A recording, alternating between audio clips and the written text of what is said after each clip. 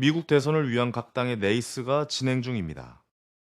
공화당은 트럼프가 거의 우세한 상황으로 가고 있고, 민주당은 현 대통령인 바이든이 역시 후보로 선출될 가능성이 큽니다. 이에 따라 작년부터 트럼프 vs 바이든의 지지율이 발표가 되고 있는데, 트럼프가 계속 연속으로 지지율이 앞서는 효과가 나오고 있습니다. 선거는 이번 연도 말에 있으나 현재 앞서고 있는 트럼프에 대한 상황과 정책 공부 그리고 과거 사례들을 공부할 필요성은 있다고 생각합니다. 아마도 관련해서 주식에 엄청난 영향을 줄 것이라 생각합니다. 미리 대비해 보죠. 트럼프가 재임한 2017에서 2021년 기간 동안 지수에 위기가 있던 적이 있죠.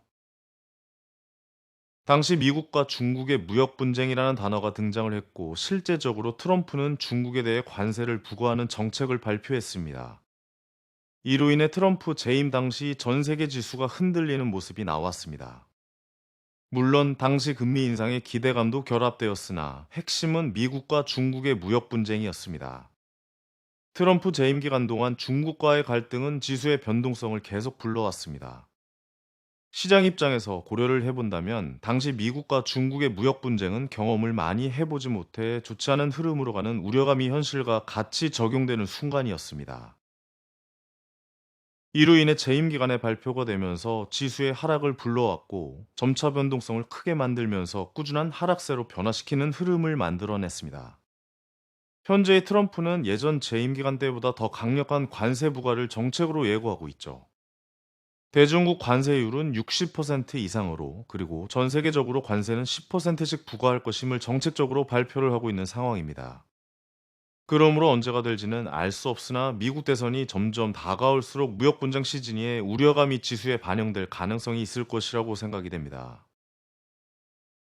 시장은 이미 미중 무역 분쟁 시즌1에 대해 학습을 한 상황이므로 시즌2의 파괴력에 대한 우려감을 추후 트럼프가 만약 대통령의 길이 점점 확정된다면 선반영이라는 주식의 모습이 적용될 수 있는 옵션을 고려해야 합니다. 언제일지는 알 수 없습니다.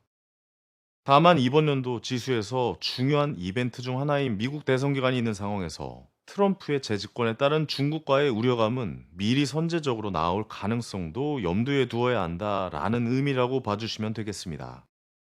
우리는 트럼프의 다른 정책도 봐야 합니다. 종합해보자면 미국이 교통 및 인프라 기술력에서 선도적으로 앞서 나가는 것을 정책으로 말을 하고 있습니다. 항공 모빌리티와 UAM이 여기 정책에 포함이 될 것으로 보입니다. 관련주의 상승을 예상할 수 있습니다. 또한 전통 에너지 개발을 우선 추진, 신재생 에너지 투자 철회 그리고 바이든의 전기차 정책을 뒤집어 버리는 것을 언급하고 있습니다. 테슬라가 흔들리는 이유 중에 하나죠. 친환경 자동차 정책을 뒤집고 기존 자동차 산업 지원을 하겠다는 것인데, 이미 최근 몇몇 회사는 전기차 전환을 줄이고 하이브리드로 개발 추진하고 있습니다. 대표적으로 포드가 작년 말부터 하이브리드 쪽에 투자를 늘리고 전기차 관련 사업을 우선순위에서 미루고 있다고 발표했습니다. 트럼프 시대에 대비하는 것으로 보입니다. 바이든과 비슷한 기조로 가는 것은 우주항공 기술의 강화 정책이 있습니다. 피할 수 없는 기술 개발이므로 이 부분은 이어가는 것으로 보입니다.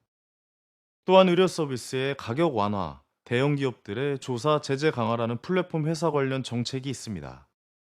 제 생각에는 가장 중요한 건 위에 말씀드린 관세 부분입니다. 이 부분을 우리나라에 적용시켜 봅시다. 우리나라 가치 무역 의존도가 높은 나라는 반도체, 자동차 같은 주력 산업이 관세가 더 붙으면 타격을 입게 됩니다. 특히 자동차는 멕시코 공장까지도 지금 관세부가 가능성이 높아지므로 우회 수출하고 있는 우리나라에게 타격이 예상되며, 현재 자동차 관련주가 일부 고점을 가고 있는데, 트럼프 시대를 적용한다면